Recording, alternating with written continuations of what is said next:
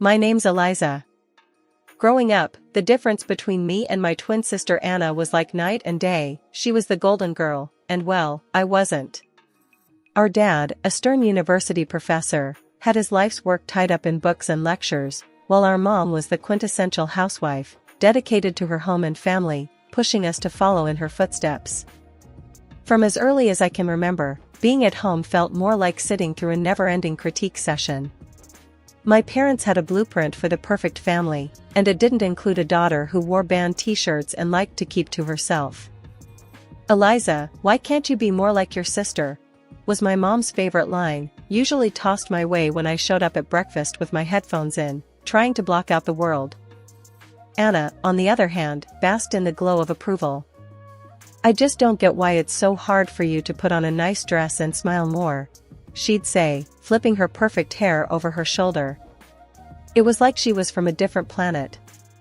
One particularly grueling Saturday, as our family prepared for one of Dad's faculty parties, a total snooze fest but mandatory appearance for us, I decided to rebel in the smallest way I knew how. I put on my darkest eyeliner and a pair of boots that definitely did not meet the appropriate standard. "You're not going out like that, are you?"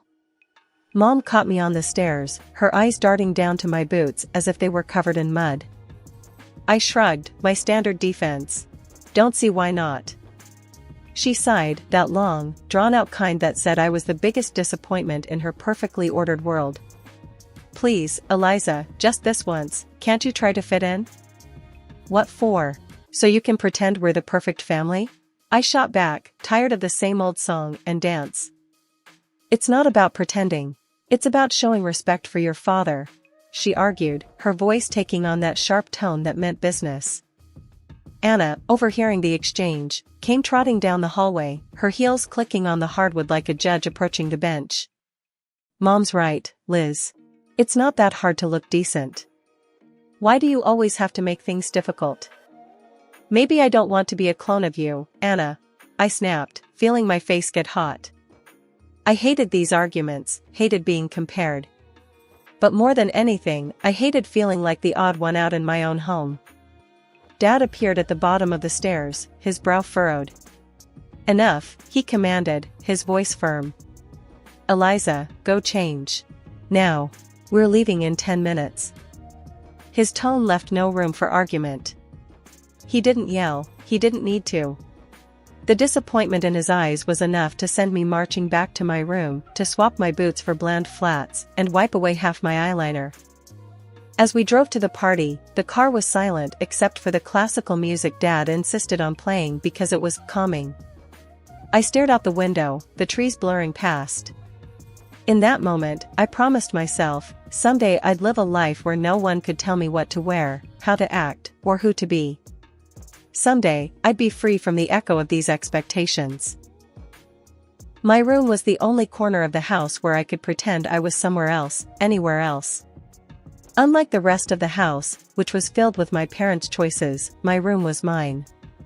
It wasn't much, just 4 walls covered in sketches and music posters, but it was my escape from the reality of my family's expectations.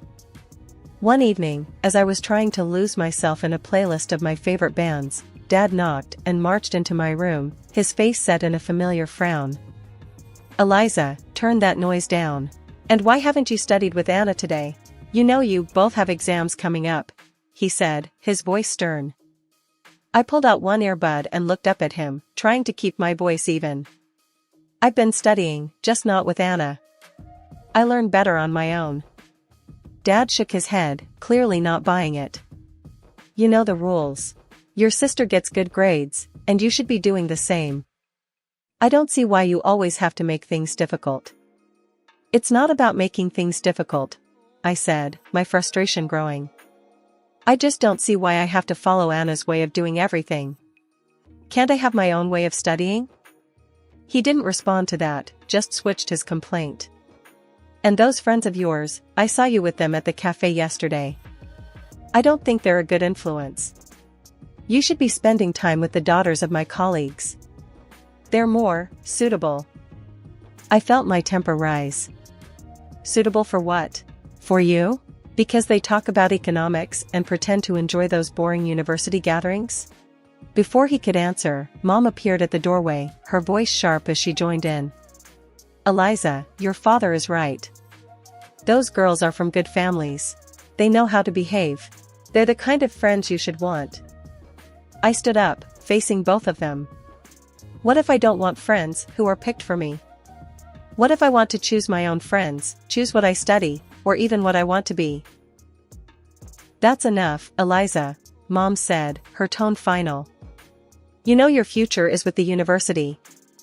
Your father has made sure of that.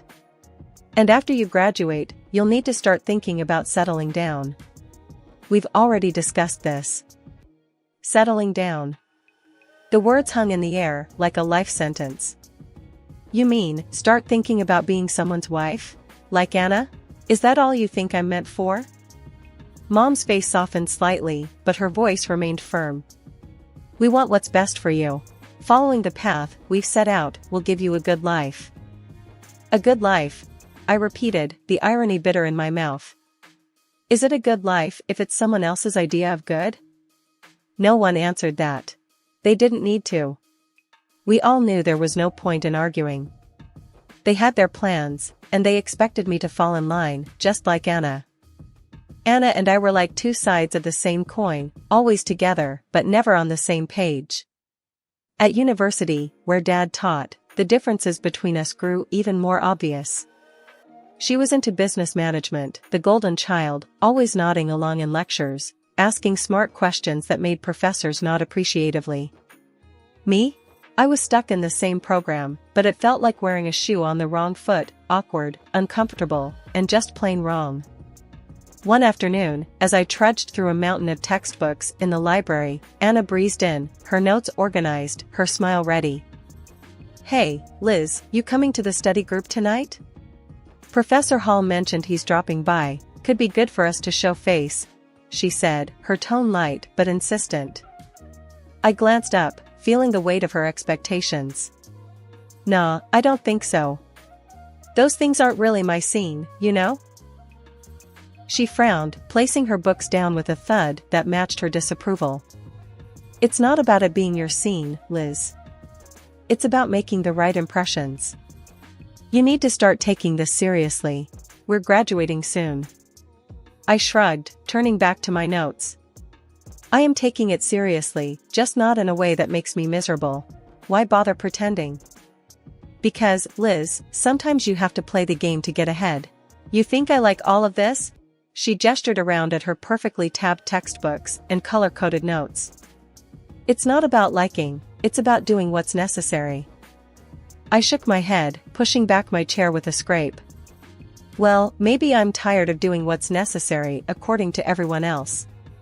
Did you ever think of that? Her voice softened, but her eyes were steel. Liz, I'm just trying to look out for you. Dad's not going to be around to sort things out forever. What are you going to do if you keep alienating everyone? Maybe I'll figure it out on my own. Maybe I don't need to follow Dad's roadmap or yours. I shot back, feeling a surge of defiance. Anna sighed, her frustration clear. You're so stubborn. Just try, okay? For me, if not for yourself. Show up tonight, talk to Professor Hall. It won't kill you. I looked at her, really looked at her, and saw not just my annoyingly perfect sister, but someone who actually cared, in her own way. Fine, I'll think about it, I conceded, not ready to promise more. Thank you, she said, her smile returning. It's not that bad, you know. You might even like it if you gave it a chance.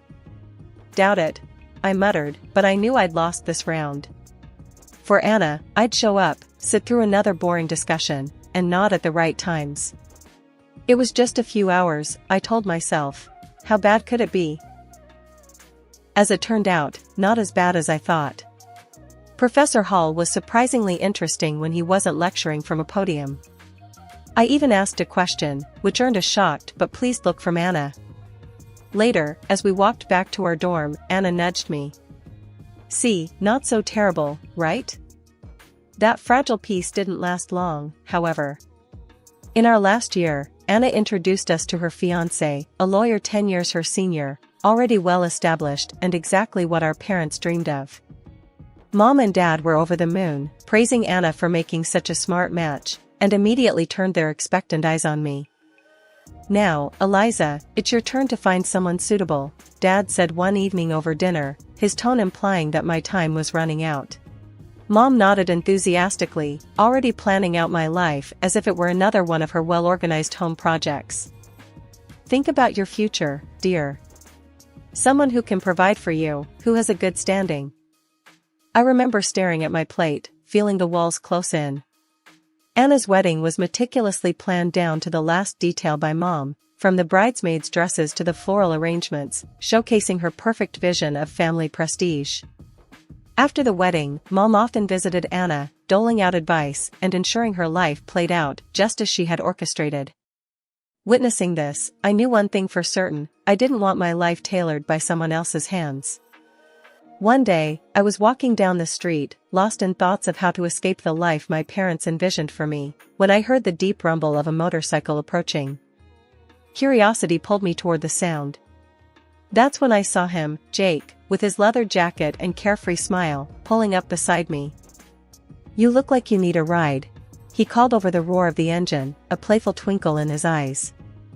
I hesitated, glancing back towards the path home, then at his outstretched hand. What did I have to lose? "Sure, why not?" I replied, my voice a mix of nerves and excitement. Climbing onto the back of his bike, I felt a rush of adrenaline as we sped away. The wind whipped through my hair, and for the first time in a long time, I laughed, genuinely laughed. Jake shouted something about showing me his world, and I held on tighter, not wanting this moment to end. We stopped at a diner frequented by bikers. Over burgers and fries, Jake told me about his life as a welder, his passion for bikes, and his love for the open road. It was so different from anything I was used to, raw and real. "Don't you get scared, living like this?" I asked, my voice barely above the clatter of plates and chatter around us. "Scared?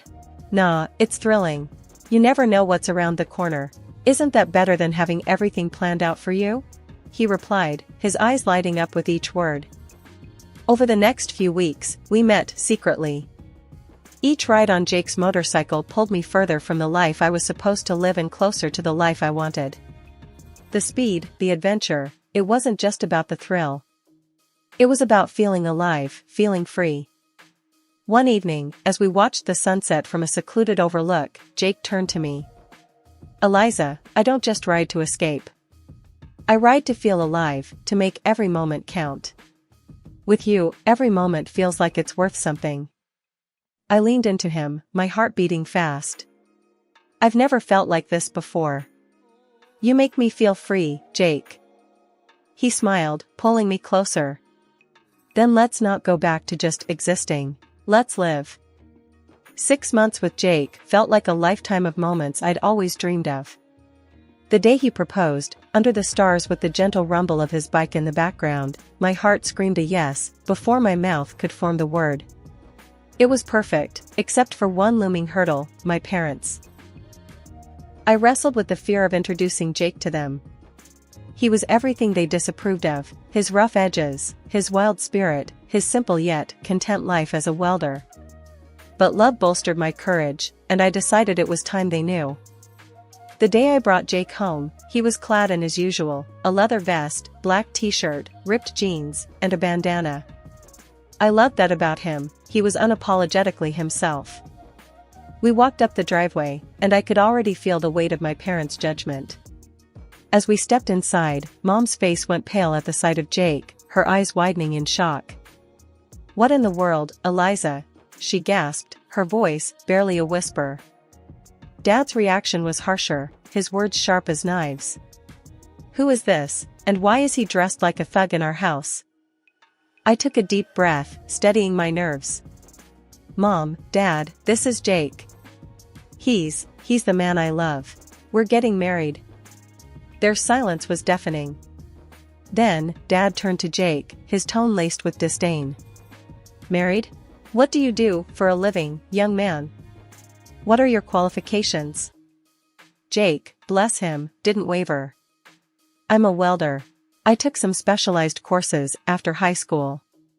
I work hard, and I make an honest living. The look on my parents' faces was a mix of horror and disbelief. Mom looked like she might faint. A welder? Eliza, you can't be serious. Dad's voice rose, anger flaring. You expect us to give our blessing to this? To throw away your future for a welder? I felt my resolve harden. Yes, because he makes me happy. Isn't that what should matter? But the life you'll lead, Mom started, her voice tremulous. Will be the life I choose, I shot back, my own voice gaining strength. Dad shook his head, his decision clear. We cannot and will not support this. If you choose him, don't expect to be a part of this family. The finality in his tone broke my heart, but not my decision. Jake squeezed my hand, giving me the strength to face them. Then I choose Jake. I choose us. I choose my happiness. Mom's eyes filled with tears, and Dad's jaw clenched tight. If you walk out with him, don't bother coming back, Dad said, his voice cold. Walking away from my parents' house with Jake, my heart was a mess of emotions, pain, relief, excitement, and fear all mixed into one. The night air felt different, like each breath I took was a step further into a new life. We rode in silence for a while, the only sound the steady roar of the motorcycle beneath us. When we finally stopped at a small diner on the outskirts of town, Jake turned to me, his face serious. You sure about this, Eliza? I mean, really sure? There's no going back after tonight, he said, his eyes searching mine for any hint of doubt. I nodded, squeezing his hand tightly. I've never been more sure of anything. Being with you, this feels right. It feels like what I'm supposed to do. He smiled, that reckless, charming smile that had won me over the first day we met. All right, then. Let's do it. Let's start our life together. Inside the diner, we found a quiet booth in the corner. The waitress brought over 2 coffees without asking, and we sat there, planning our next steps. So, what's first? I asked, stirring cream into my coffee, watching it swirl and blend. We'll need to find a place to stay, at least for a while. Then, maybe look for jobs. I have some buddies who can help us get started, Jake replied, his tone practical, but optimistic. It's going to be tough, isn't it? I said, more a statement than a question. The reality of what we were doing was beginning to sink in. Jake reached across the table, his hand covering mine. It might be, but we'll handle it together. Tough is nothing new for either of us, right? I couldn't help but laugh, a short, sharp burst of genuine amusement. Right. Together. We spent hours in that diner, talking and planning. Every so often, Jake would throw out an idea that sounded so wild, so free, that it made my heart jump. And maybe one day, we'll save enough to take that road trip across the country, just you, me, and the open road. I'd like that, I said, allowing myself to dream bigger than I had ever dared. Riding back into the city, we began our search. The next weeks were a blur of activity. We found a small apartment on the edge of town, nothing fancy, but it was ours. Jake found work at a local garage, and I picked up shifts at a nearby diner. Life was hard, but it was ours. We made do with what we had, and every night when we came home to each other, it felt like we had everything. Months later, we decided it was time to make it official and got married in a small, intimate ceremony. I held on to a sliver of hope that my family would show up, that they would see how happy I was and let go of their prejudices. But the chairs reserved for them remained empty, and no congratulatory messages came. Despite the sting of their absence, the day was perfect because it was ours. Over time, I grew incredibly close to Jake's mom. She welcomed me with open arms, calling me her daughter, filling in the gaps left by my own family. Her warmth and acceptance healed some of the wounds left by my parents' rejection. Things were finally looking up for Jake and me. After he completed additional diving training and became a certified underwater welder, his income shot up to $150,000 a year. That change made a world of difference. We managed to buy a townhouse in a nice area, the kind of place I'd always daydreamed about but never thought I'd actually live in. I started working as a dispatcher in Jake's company. It wasn't just a job, it felt like I was part of something important, supporting the man I loved and building our future together. On weekends, we'd escape the city on his bike, roaring through winding roads and taking in breathtaking views of nature. Those moments, with the wind in my hair and his warmth against my back, were pure bliss. Living nearby, my mother-in-law became a frequent visitor. One such afternoon, while Jake was tinkering in the garage and I was fixing us some coffee, she arrived looking a bit troubled. "There's been some ugly news," she said as she settled down at the kitchen table. "Something about a professor at the university involved in a harassment scandal." My heart skipped a beat. "Oh? Did they say who it was?" I tried to keep my voice steady, dreading the answer. She shook her head. "No, they didn't mention a name on the radio, but you know how these things go. It's probably all over the TV by now." Nodding, I flicked on the television, tuning into the news. Sure enough, there was a report on the scandal, and as I had feared, my father's face appeared on the screen. The anchor detailed accusations against him, and I felt a cold wave of disbelief wash over me. Turning off the TV, I sat down heavily, trying to process the news. Jake came in, wiping his hands on a rag, and saw my face. "What's wrong, babe?" he asked, his brow furrowed in concern.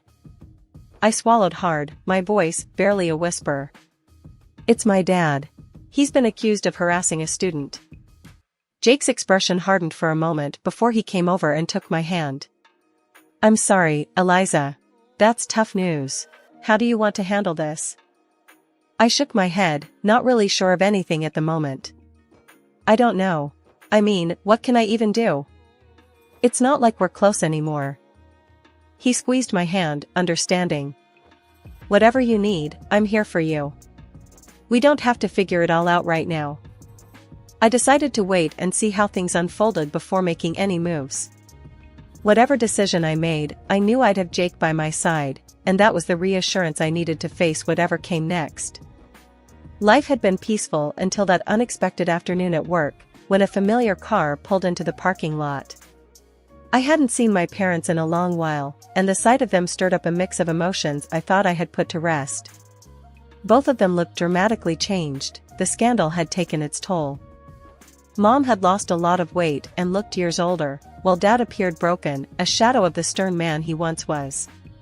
My mother spotted me and rushed over, arms open as if nothing had happened, as if years of distance and disapproval could be bridged in an instant. But I couldn't embrace her, not now. Instead, I stepped back and took Jake's hand, looking for strength in his presence. "Eliza, it was so hard to find you," Mom said, her voice cracking with emotion. Dad, ever the gruff one, cut to the chase, his voice harsh and bitter. "I was accused unfairly, you know. I went to your sister's husband for help, but that bloodsucker wanted a fortune. Your sister sided with him, and now they've kicked us out. We need your help." I stared at them, disbelief and anger swirling inside me. "Help? After all these years, you show up and demand help? We have nowhere else to go." Mom's voice was desperate. "They've disowned us too. We thought, maybe we could stay with you." I almost laughed at the absurdity. "Stay with me? After you disowned me? You made it clear I wasn't your daughter anymore." Dad's face turned red, his old temper flaring up. "You owe us, Eliza, after all we've done for you." "That's where you're wrong," I interrupted, feeling Jake squeeze my hand in support. "I don't owe you anything. You threw me out because I chose my happiness over your demands. And now you want what? To just move in and pretend like we're a family?" The situation was spiraling, and I could see people watching, a crowd beginning to form. Mom started to cry, her sobs loud and attracting even more attention. "You're being ungrateful, after everything we've done for you," she accused through her tears. I took a deep breath, my decision clear. "No, Mom. I'm not ungrateful. I'm free. And happy.